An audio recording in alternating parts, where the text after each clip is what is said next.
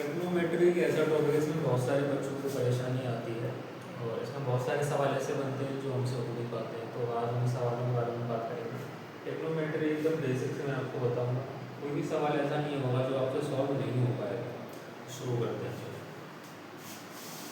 Trigonometry तो सबसे पहले तो ट्रिग्नोमेट्री के अंदर हमारे पास 6 रेशियोज होते हैं। ठीक है, वो कौन कौन से हैं? Sign, cos, tan, cot, sec, cosec. अब ये जितने भी रेशियोज हैं इनका कोई ना कोई एक फॉर्मूला होता है और बहुत सारे बच्चों को फॉर्मूला लर्न करने में ही परेशानी होती है।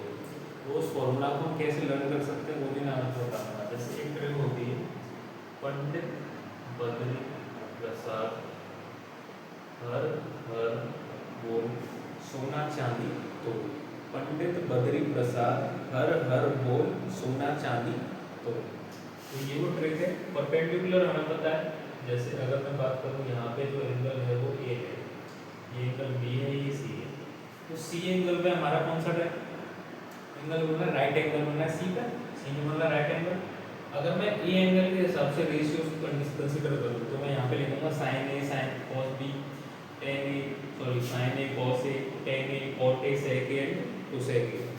तो sine A cos A, tan A cot A, sec A, cosec. अब अगर मैं एंगल ए को कंसीडर कर रहा हूँ तो उसके हिसाब से परपेंडिकुलर और बेस जो है वो चेंज हो जाते हैं। अगर मैं बी को कंसीडर करूँगा तो कैसे चेंज होंगे वो भी देख लेते हैं। लेकिन जो हाइपोटेनस है वो हमेशा राइट एंगल ट्राइंगल के सामने ही रहेगा। तो ये जो एंगल ए है, अगर मैं इस एंगल ए को कंसीडर करता हूँ तो मेरा जो परपेंडिकुलर होगा वो कौन सा होगा? ए के जस्ट सामने वाली साइड। तो ए के जस्ट सामने वाली साइड ये वाली है, तो ये होगा हमारा परपेंडिकुलर। और हाइपोटेनियस तो हमेशा एंगल जो राइट एंगल होता है उसके सामने होता है, तो राइट एंगल के सामने हमारा हाइपोटेनियस हो गया। अब बचा कौन? बेस बचा। ठीक है, बेस बचा, तो बेस ये वाला हो जाएगा।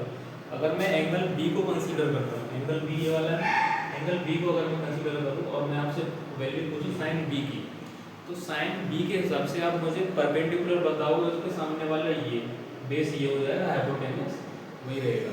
तो अभी हम एंगल ए की बात कर रहे हैं तो बी को मैं हटा देता हूँ। अब मैंने जो ट्रिक बताई है वो कैसे हम अप्लाई करेंगे इनके फॉर्मूलाज निकालने के लिए वो मैं पंडित बद्री प्रसाद हर हर बोल और सोना चांदी तो। पंडित यानी कि परपेंडिकुलर, बेस परपेंडिकुलर, तो यहाँ पे P परपेंडिकुलर के लिए है, D बेस के लिए, और जो H है वो क्या रिप्रेजेंट करता है? हाइपोटेनस। तो इसमें फॉर्मूला कैसे बनाऊंगा? सबसे पहले तो आता है साइन, फिर आता है कॉस, टेन, नीचे वाला होता है कॉट, और ये वाला सेक, और ये वाला कोसेक।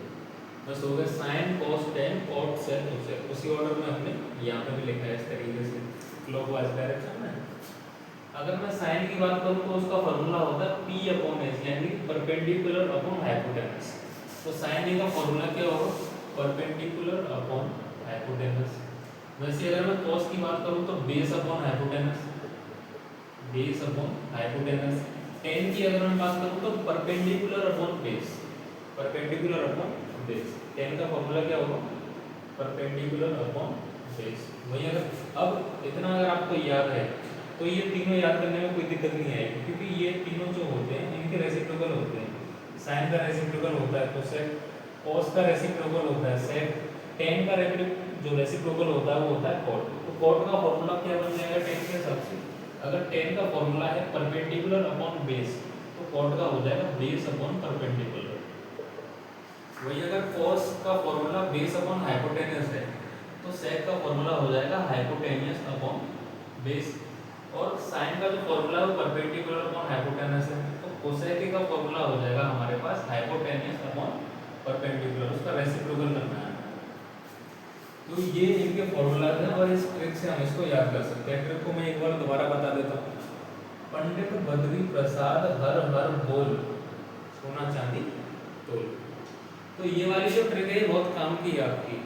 तो साइन, अब देखो अगर मैं एंगल बी को कंसीडर करूँ, जैसे मैं यहाँ पे एक दूसरा ट्राइंगल बनाऊँ इस तरीके से, और मैं ए को यहाँ पे रखता हूँ, बी को यहाँ पे रखता हूँ, सी को यहाँ पे रखता हूँ, और सी पे जो है राइट एंगल बन रहा है।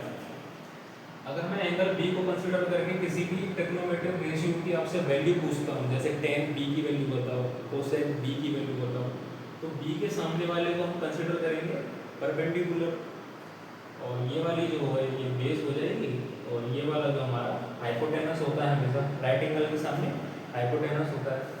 तो अगर मैं साइन बी की वैल्यू पूछता हूँ तुमसे, साइन बी का फॉर्मूला क्या होता है, परपेंडिकुलर अपॉन हाइपोटेनस, परपेंडिकुलर ये रहा और हाइपोटेनस हमारा ये वाला है, तो एंगल ये क्या हो जाएगा A C upon A B, A C upon A B, A C perpendicular है और बी सॉरी ए बी, हाँ ए बी हाइपोटेनस है, तो A C upon A B ये हो गया। लेकिन यहाँ पे अगर मैं साइन ए की बात करूँ तो मैं क्या लिखता, साइन ए के लिए ये परपेंडिकुलर है बी सी और हाइपोटेनस ए बी है, तो मैं यहाँ पे लिखता B C upon A B, B C upon A B. तो देख सकते हो दोनों में अलग अलग आ रहा है, साइन ए के लिए क्या आ रहा है B C upon A B, B C upon A B, लेकिन साइन बी की अगर मैं बात करूँ तो A C upon A B. तो एंगल यहाँ पे अगर चेंज हो जाए तो परपेंडिकुलर और हाइपोटेनस क्या हो जाते हैं, चेंज हो सकते हैं क्या हो ही जाएंगे, ठीक है। तो ये भी हमें ध्यान देना होता है। अगर मैं कॉट बी की बात करूँ तो कॉट बी का फॉर्मूला होता है बेस अपॉन परपेंडिकुलर, तो कॉट बी के लिए बेस ये रहा बी सी और परपेंडिकुलर ये रहा ए सी, तो बी सी अपॉन ए सी हो जाएगा। लेकिन अगर कॉट ए की बात करूँ तो बेस अपॉन परपेंडिकुलर का फॉर्मूला क्या आएगा, बेस हमारा ये वाला है ए सी और परपेंडिकुलर तो ये वाला है बी सी। तो देख रहे हैं ना चेंज हो गया, कॉट ए की वैल्यू आ रही है ए सी अपॉन बी सी, लेकिन कॉट बी की वैल्यू कितनी आ रही है बी सी अपॉन ए सी, ठीक है।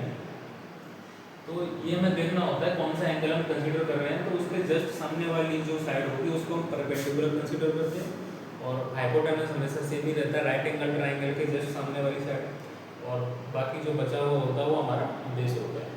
तो आज के लेक्चर में बस इतना ही, आगे हम कुछ वैल्यूज इनकी देखेंगे कि साइन 30 डिग्री साइन 45 डिग्री इन सबकी वैल्यूज क्या होगी और उनके ऊपर कैसे कैसे सवाल बन सकते हैं। इसमें तो पाइथागोरस थ्योरम के ऊपर ही ज़्यादातर सवाल बनते हैं।